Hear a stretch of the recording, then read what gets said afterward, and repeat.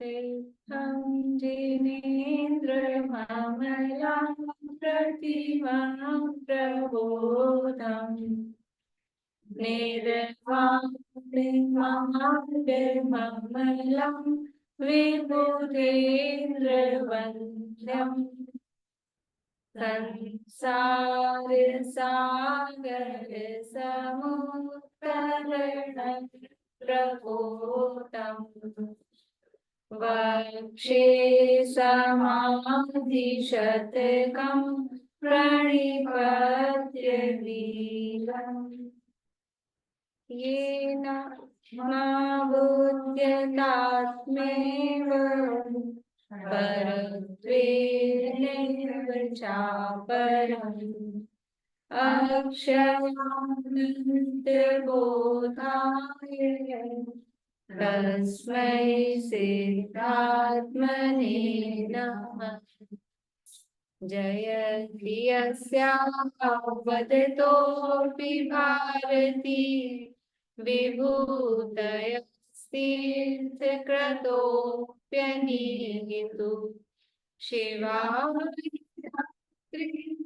सुगता विष्णुवे जिना तस्मै सकलात्मने नमः। सकल विभाग किया पद्म कल्याण परमानंद सुबोधमय नमो सिद्ध भगवान आत्म सिद्धि के मार्ग का जिसमें सुभग विधान उस समाधि युक्त तंत्र का करूं सुगम व्याख्यान नमो सिद्ध परमात्म को अक्षय बोध स्वरूप जिनने आत्मा मन पर जाना पर जिनने आत्मा पर जाना पर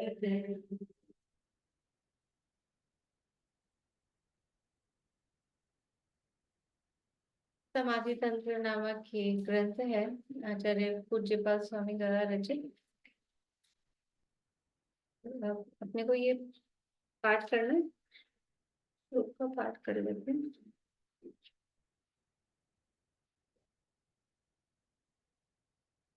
दोनों तीनों ही नहीं बोले ना।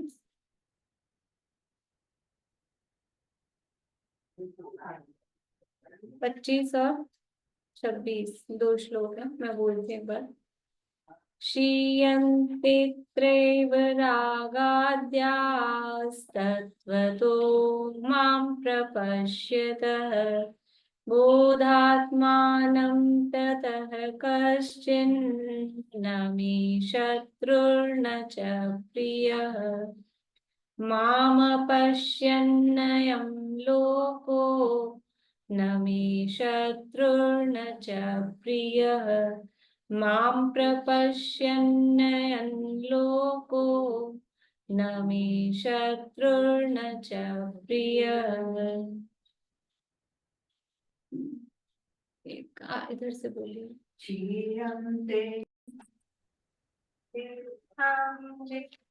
क्या होगा ये बुक का यहाँ स्मारक में नहीं मिली, इसमें प्राप्ति स्थान लिखा हुआ मिलती नहीं है, लेकिन ये इसको पहले इसके साथ ही आई थी सब कुछ।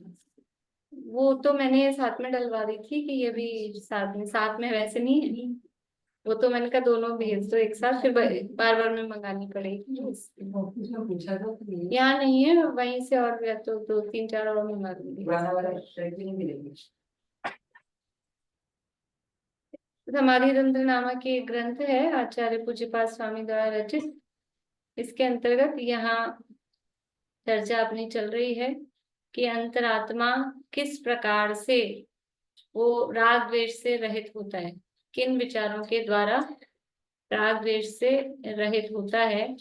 तो क्या क्या विचार करता है वो यहाँ पर बात चल रही है। तो वो होता है और वो विचार करता है, अपने को क्या भाई, वो ये वितराग होता है और वो समाधि में रहता है तो वो विचार करता है। हमको थोड़ा ना कोई मतलब है कि यदि हम भी राग द्वेष से रहित होना चाहते हैं, अंतरात्मा बनना चाहते हैं, समता भाव चाहते हैं, तो हम भी क्या विचार करें। तो ये अपने लिए इस रूप में कि हम किस प्रकार से विचार करें।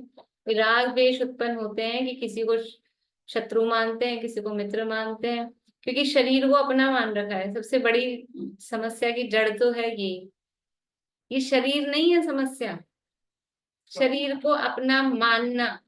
ये जो मानना, ये जो हमारी मान्यता है, समस्या ये है। मान्यता किसकी है?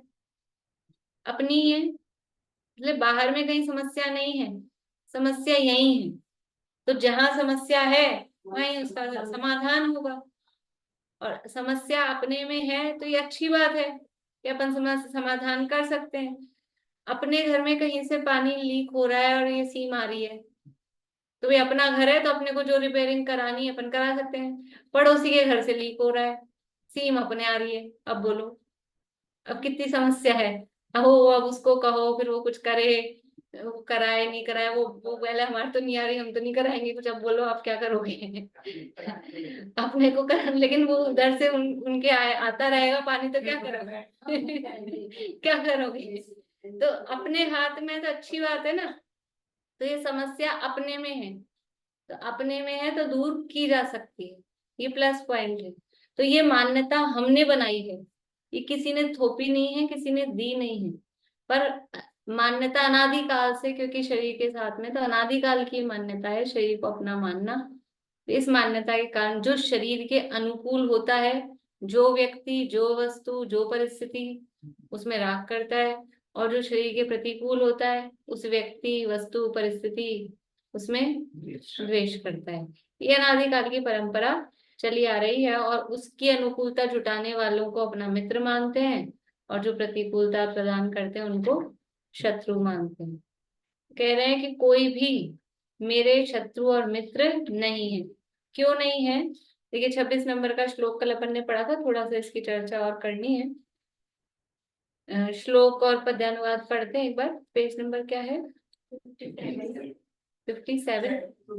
57 नंबर का पेज है, 26 नंबर का श्लोक है। माम पश्यन्नयं लोको न मे शत्रुर्न च प्रियः मां प्रपश्यन्नयं लोको न मे शत्रुर्न च प्रियः जो मुझको जाने नहीं, नहीं मेरा हरि में, जो जाने मम को, नहीं शत्रु नहीं में। कि मैं किसी का शत्रु मित्र नहीं हूं, लेकिन दूसरे तो मेरे शत्रु या मेरे मित्र हो सकते हैं ना। तो कह रहे हैं कि वो भी नहीं होंगे। क्यों नहीं होंगे? कि जो मेरे आत्म स्वरूप को नहीं जानता है, नहीं देखता है, उसका पहचान जिसको नहीं है, मतलब मैं आत्मा हूं ऐसा जो नहीं मानता। ऐसे अज्ञानी जीव, पीछे मान्यता दी थी कि जो अज्ञानी है वो शरीर को मैं मानता है और दूसरे को भी शरीर को, स्त्री पुत्र आदि वो मानता है। तो जो अज्ञानी है वो मुझे जानता ही नहीं, ये शरीर को ही ये समझ रहा है ये ही मैं हूं। तो वो मुझे जानता नहीं है, तो जो मुझे जानता नहीं है वो मेरा शत्रु मित्र कैसे हो सकता है? हो ही नहीं सकता।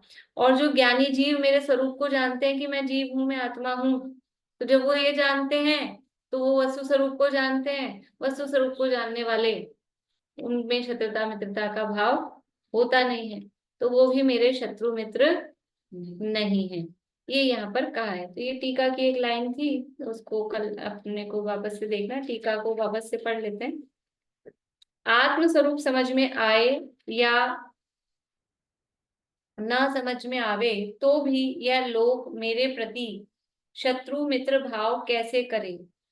प्रथम तो आत्म स्वरूप न समझे तो वह भी नहीं करे, मेरे को शत्रु मित्र का भाव नहीं करे।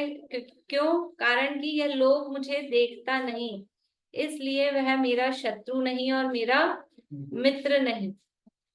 जहां वस्तु स्वरूप समझ में, जहां वस्तु स्वरूप न समझ में आवे, वहां भी राग आदि की उत्पत्ति हो तो अति प्रसंग आएगा।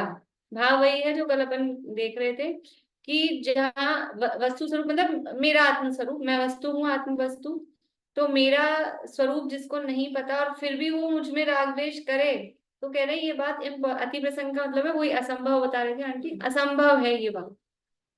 मैं वो अति प्रसंग से उसको वो ले रही थी तो वो नहीं बैठ पा रहा था।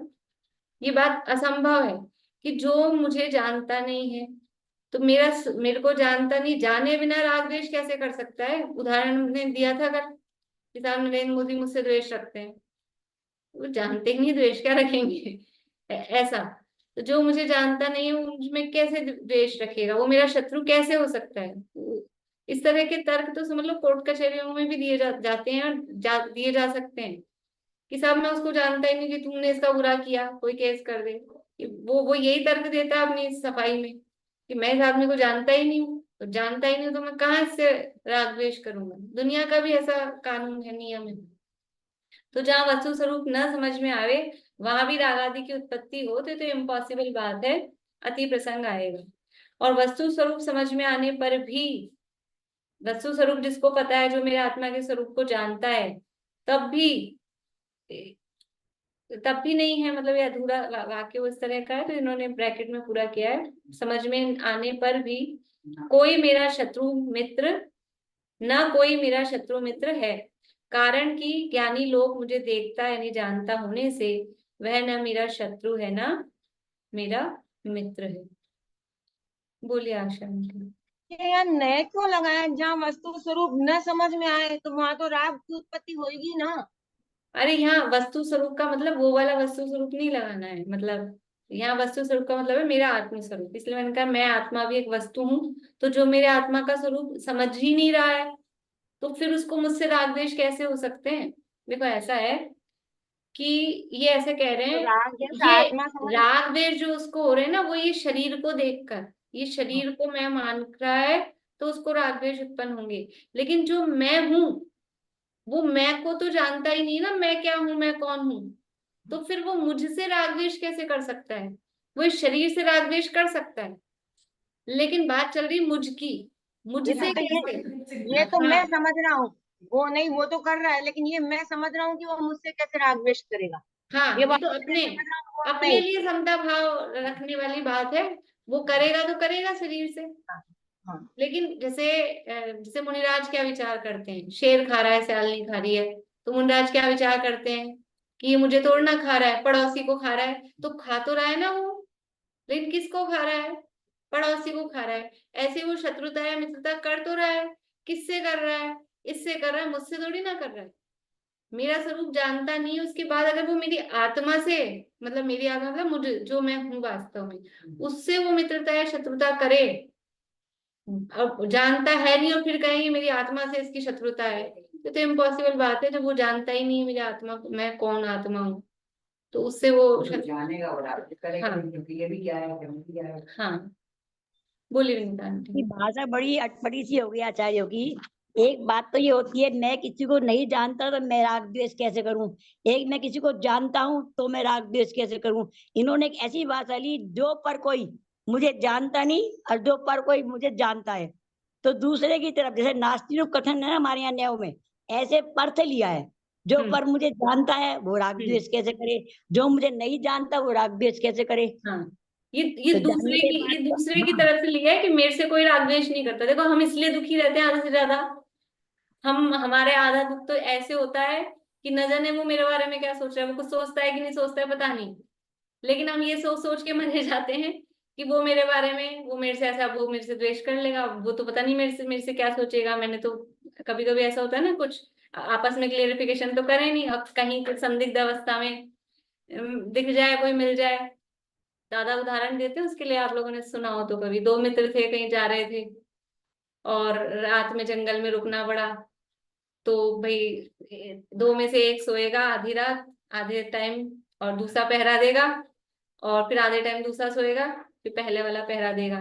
तो वो सो रहा था, ये पहरा दे रहा था, एक सांप आया मित्र को डसने के लिए, तो वो तलवार लेके खड़ा था, वो बोला मैं नहीं डसने दूंगा। फिर वो समझ लो सांप तो कोई देव था, बोले उसने बताया नहीं मेरे पिछले में मेरे इसने शत्रुता की थी, मैंने प्रतिज्ञा कर रखी है इसका खून पी के ही मैं जाऊंगा।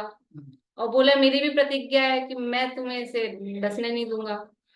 तो फिर क्या करें, तो उन्होंने सेटलमेंट किया कि मेरी प्रतिज्ञा भी पूरी हो जाए और तुम्हारा दोस्त भी ना मरे, तो तुम जरा सा खून इसका मेरे को दे दो। तो भी मैंने इसका खून पी लिया। तो फिर वो उसको भी जच गई बात, तो उसने जरा सी यहाँ खरोच कर दी, खून निकल आया और वो उसने पिला। इतने में उसकी आंख खुल गई दोस्त की, और वो ये गर्दन पे तलवार चला रहा है। जो चला रहा था उसने ये देख लिया कि इसने मुझे देख लिया चलाते हुए, अब ये सूखे। उसने कुछ नहीं बोला, पूछा नहीं, आंख बंद कर ली वापस। अब ये क्यों सूख रहा है, ये जाने मेरे लिए क्या सोच रहा है, मैं तो इसका रक्षा कर रहा था, अब ये सोच सोच के सूख रहा है। तो ऐसे हमारी आधी समस्या यही होती है कि कोई पता नहीं कुछ सोच रहा है कि नहीं सोच रहा है, पर हम ये सोच सोच के दुखी होते रहते हैं। इसलिए कह रहे हैं कि कोई मेरा क्या सोचेगा, कोई मेरा जो अभी आगे वाला श्लोक आने वाला है कि जिसको हमने मित्र समझ रखा है वो बिल्कुल मित्र नहीं है। तो ऐसे ही मैंने जिसको समझ रखा है ये शत्रु है, शत्रु है, कोई शत्रु नहीं है। कौन मुझसे शत्रुता करेगा, मुझे जानता ही नहीं, मुझसे कौन शत्रुता करेगा। जैसे अपन कहीं ऐसी अनजान जगह पे जाएं, अनजान शहर में ऐसे चलेगा, गोवा हुआ चलेगा, कोई अपने जैन वैन होते नहीं है, अब कुछ भी पहन लो रे बाबा, कौन देखने वाला है, ऐसा लगता है ना। घर में बैठे हैं कुछ भी पहन लो, और यहाँ आए हैं तो भी ढंग से, और उसमें भी कुछ ओकेजन है, तो ये ऐसे रहता है ना। तो अब वो मुझे जानता ही नहीं है, अब हाँ हम कुछ भी पहन के निकले, कोई हमको जानता ही नहीं तो क्या सोचेंगे हमारे बारे में, हम वो दिमाग नहीं लगाते। ऐसा ऐसे ही यहाँ ये कह रहे हैं कि जो मुझे जानता ही नहीं तो वो क्या राग द्वेष करेगा मुझसे। और अगर हम ये कहें कि बिना जाने भी वो राग द्वेष कर रहा है, तो ये बात ही कहाँ है।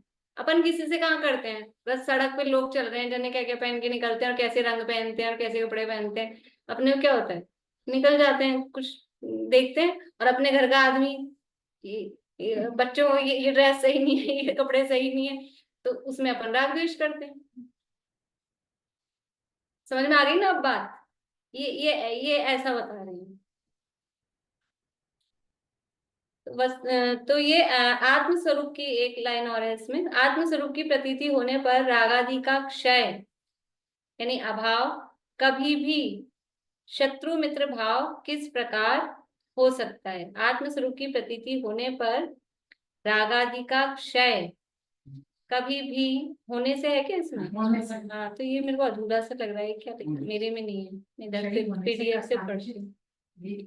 आत्म स्वरूप की प्रतीति होने पर रागादि का क्षय यानी अभाव होने से कथनचित भी शत्रु मित्र भाव किस प्रकार हो सकता है, यानी शत्रु मित्र भाव नहीं हो सकता।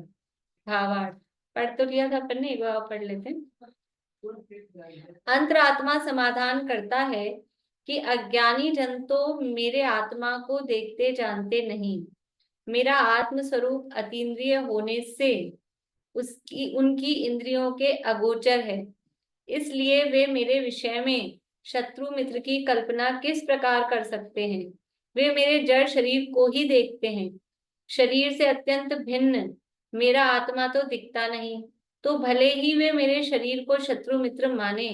देखो लिखा है भले ही वे मेरे शरीर को शत्रु मित्र माने, मुझे यानी मेरे आत्मा को उससे क्या, शरीर को माने तो मानो, अपने को क्या फर्क पड़ता है। जैसे कि कोई अपने मान लो अपने संबंध में नहीं, मतलब पड़ोसी के अपने अगल बगल में पड़ोस में किसी ने मकान बनाया कुछ भी, अब उसका एलिवेशन अच्छा नहीं है, तो उससे अपने को क्या होता है, उससे अपने को क्या है, उसका बाहर से एलिवेशन अच्छा नहीं दिख रहा, मत दिखो, क्या फर्क पड़ना है। कमेंट्स तो कर ये अपनी बात, लेकिन हमारे कुछ होता है क्या, अरे उसके आग लग जाती घर में तो हमारे कुछ होता है क्या। खुश होते हैं अपने तो बच गए, खुश होते हैं कुछ नहीं होता है। तो ऐसे ही वो मेरे शरीर को माने शत्रु मित्र, तो उससे मुझे क्या है, मुझे कुछ नहीं।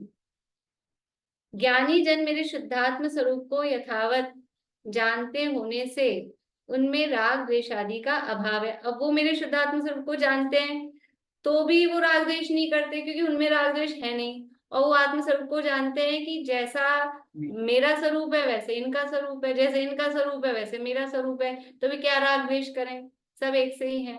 सबकी महिला मंडल की साड़ी एक सी बच्चों की यूनिफॉर्म क्यों होती है स्कूल में यूनिफॉर्म?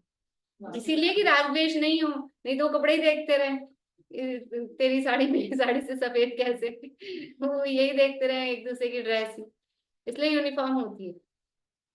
तो ज्ञानी जन मेरे शुद्धात्म स्वरूप को यथावत जानते होने से उसमें राग द्वेष आदि का अभाव है, इसलिए उनमें मेरे प्रति शत्रु मित्र भाव किस प्रकार हो सकता है।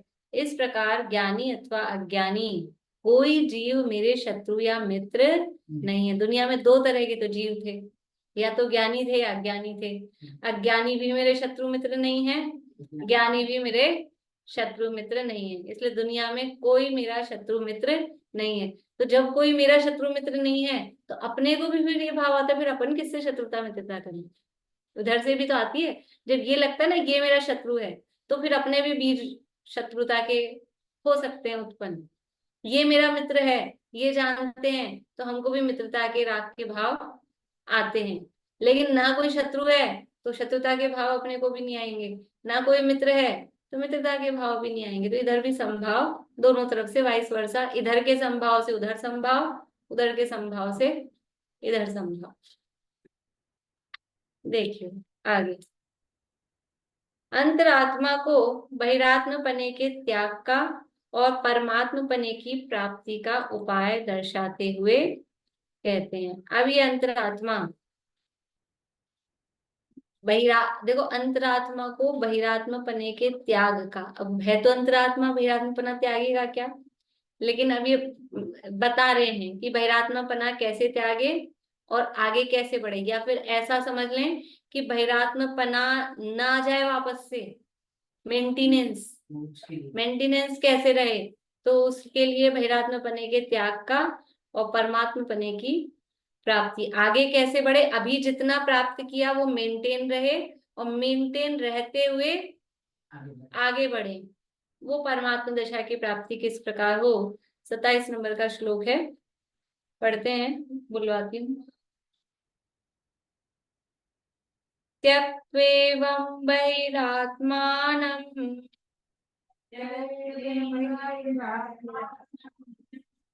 देखिए, त्यक्त्वा एवं, त्यक्त्वेवं, त्यक्त्वा है त्यक्त्वा और एवं तो वो संधियों के त्यक्त्वेवं।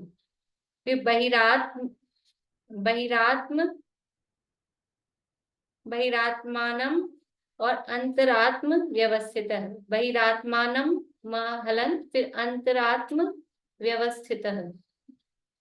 भावयेत परमात्मानम सर्व संकल्प वर्जितम। नीचे लाइन तो सरल है, ऊपर है त्यक्त्वेवं बहिरात्मानम अंतरात्म व्यवस्थितः भावयेत् परमात्मानं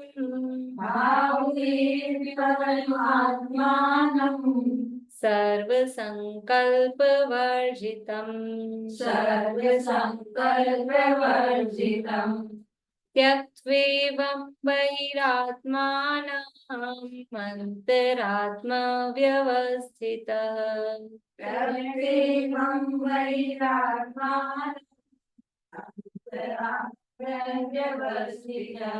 भावयेत् परमात्मानं सर्व संकल्प वर्जितम्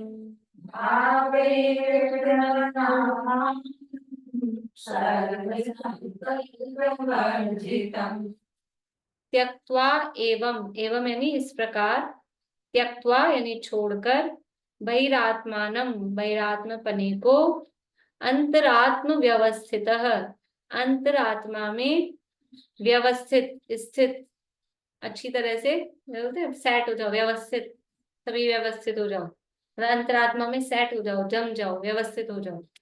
भावयेत यानी भाव ध्याओ परमात्मानम, परमात्मा को, सर्व संकल्प वर्जितम, सर्व संकल्पों से वर्जित मतलब उनसे रहित होकर, उनका निषेध करके, उनका त्याग करके, रहित होकर।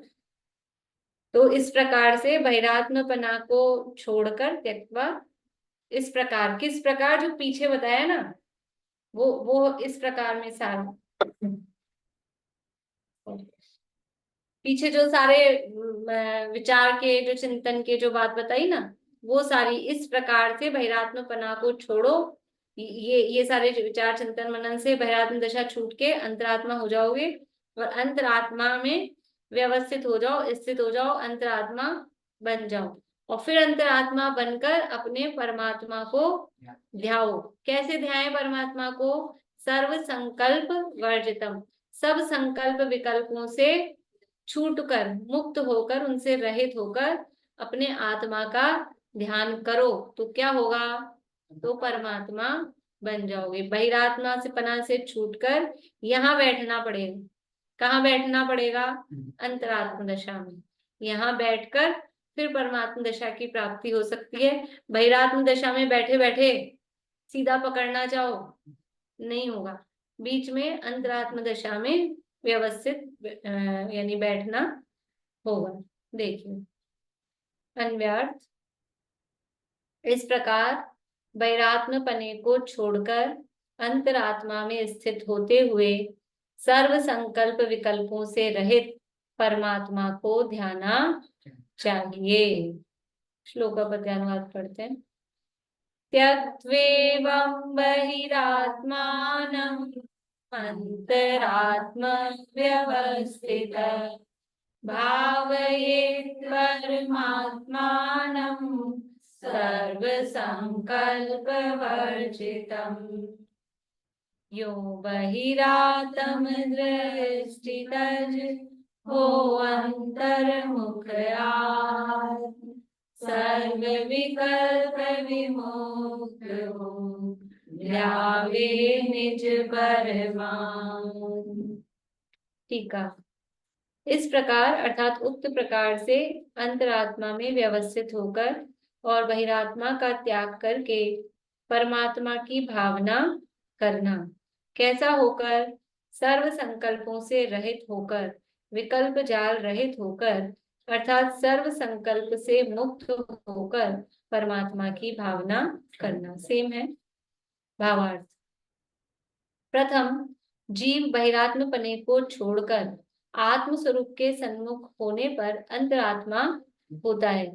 तत्पश्चात क्रम क्रम से पुरुषार्थ बढ़ाकर सर्व विकल्पों से रहित होकर ज्ञानानंद स्वरूप परमात्मा की आराधना करता है, अर्थात उसमें लीन होकर तद्रूप बनने की भावना भाता है। यह परमात्म पद की प्राप्ति का उपाय है।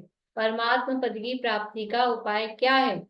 बहिरात्मता हे जानत जी अंतर आत्म गूंजे, परमात्म को ध्याय निरंतर जो नित्य आनंद पूजे। समझ लो इसी का अनुवाद है इसी श्लोक का, यही तो है, परमात्म को ध्याय। वो यहाँ कह रहे हैं अपने परमात्म स्वरूप को ध्याना।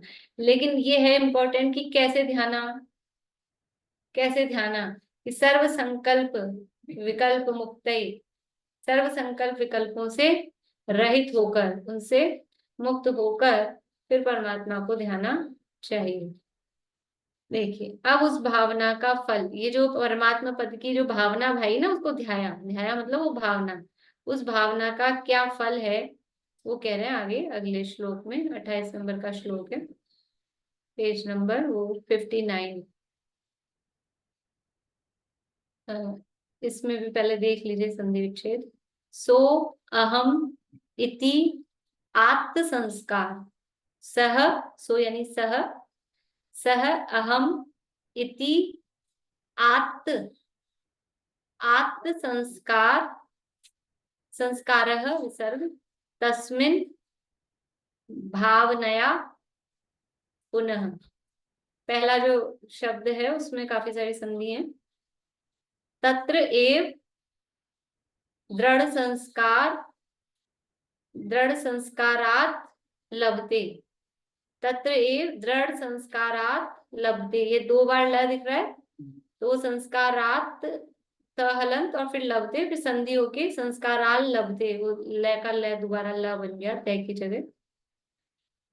ही छोटा ही है, ही आत्मनि यात्मनि है, पीछे भी अपने आया था किसी श्लोक में, इष्टोपदेश में, युद्धवज्जन्ते। हाँ, ही प्लस आत्मनि, तो ये बन गया यात्मनि स्थितम।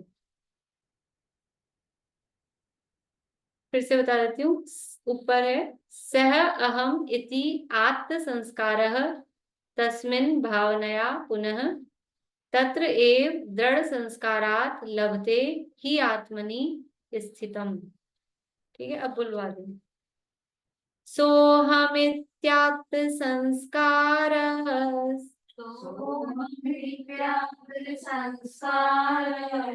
तस्मिन् भावनया पुनः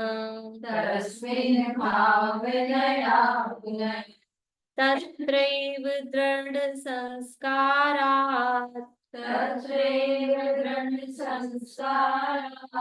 लभते यात्मनि स्थितम्।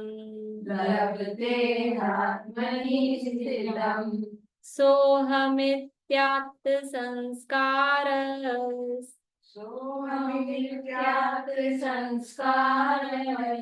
तस्मिन् भावनया पुनः तत्रैव दृढ़ संस्कारात् लभते यात्मनि स्थितम्।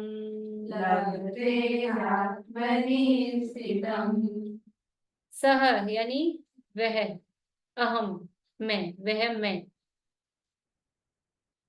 इति यानी इस प्रकार, आत्म संस्कार, आत्म संस्कार है, आत्म यानी प्राप्त होना, संस्कार यानी संस्कार को, तो इस प्रकार के संस्कार को प्राप्त होता हुआ, तस्मिन यानी उस यानी किस के पीछे जो बात चल रही थी, परमात्मा की भावना, तो उस यानी परमात्मा में, भावनया पुनः, भावनया यानी भावना, भाने से, और पुनः मतलब बार बार, पुनः पुनः पुनः बार बार, फिर अभी अर्थ अपन जोड़ेंगे फिर से। तत्र यानी वहां, एव यानी ही, तो उसमें ही, वहां ही या उसमें ही, दृढ़ संस्कारात, दृढ़ संस्कार होने से, संस्कार दृढ़ हो जाने से, लभते यानी प्राप्ति होना, ही यानी वास्तव में, आत्मनि अपने आत्मा में, स्थितम यानी स्थिरता।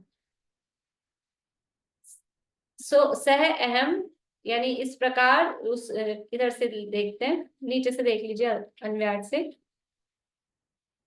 तस्मिन उस परमात्मा पद में, भावनया भावना करते रहने से, स अहम वह अनंत ज्ञान स्वरूप परमात्मा मैं हूँ, यानी उस परमात्मा पद में जो भावना कर रहे हैं, पीछे का आता भावना करो, तो उसमें भावना करते रहने से वह मैं, कौन हूं मैं, कि अनंत ज्ञान स्वरूप परमात्मा में हूँ, परमात्मा पद में अपनी उसमें ध्यान लगा रहे हैं, तो सो अहम सो अहम सो अहम, यानी वही जो परमात्मा का स्वरूप है, अनंत ज्ञान दर्शन स्वरूप, वैसा ही मैं हूँ। इस प्रकार के संस्कार को प्राप्त, आत्म संस्कार है, संस्कार को प्राप्त हुआ ज्ञानी पुरुष, क्योंकि अंतरात्मा ये भावना भा रहा है ना, तो वो ज्ञानी हो गया है। ज्ञानी पुरुष पुनः यानी फिर उस परमात्मा पद में आत्म स्वरूप की भावना करता हुआ, तत्रे उसी परमात्मा स्वरूप में, यानी पुनः यानी उसी आत्म स्वरूप की भावना फिर बार बार में कर रहा है, तो पुनः में वो पूरा अर्थ आ गया, उसी की भावना करता हुआ, और तत्रेव यानी उसी परमात्मा स्वरूप में, दृढ़ संस्कारात संस्कार की दृढ़ता हो जाने से, ही यानी निश्चय से, आत्मनि अपने शुद्ध चैतन्य स्वरूप में, स्थितिम यानी स्थिरता को लभते प्राप्त होता है। इस परमात्मा पद की भावना करते करते जैसा परमात्मा का स्वरूप है वैसा ही मैं हूँ, और ऐसे संस्कार की दृढ़ता हो जाने से, ये संस्कार दृढ़ हो गया ना, वो भावना करते करते करते, तो फिर जब ये संस्कार दृढ़ हो गया तो फिर अपने चैतन्य स्वरूप में भी स्थिरता को प्राप्त हो जाता है, यानी वो भी परमात्मा बन जाता है। देखिए एक बार श्लोक का पद्यानुवाद खोल लेते हैं।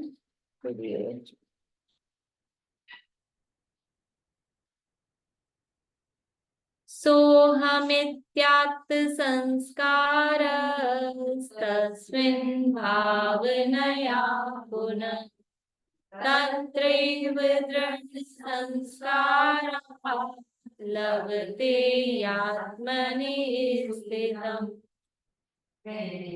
वह परमात्मा हो जब दृढ़ संस्कार, इन दृढ़ भावों से बने निश्चय उस आकार। इसी प्रकार हम भी अपने परमात्मा स्वरूप की भावना भाकर उसमें दृढ़ संस्कार को प्राप्त करें। इसी भावना से पूरा करते हैं। ये टीका और भावार्थ वगैरह सब बाद में लेंगे, फिर अब इस समय हो गया। बोलिए विनीता आंटी, आवाज चालू कर लीजिए।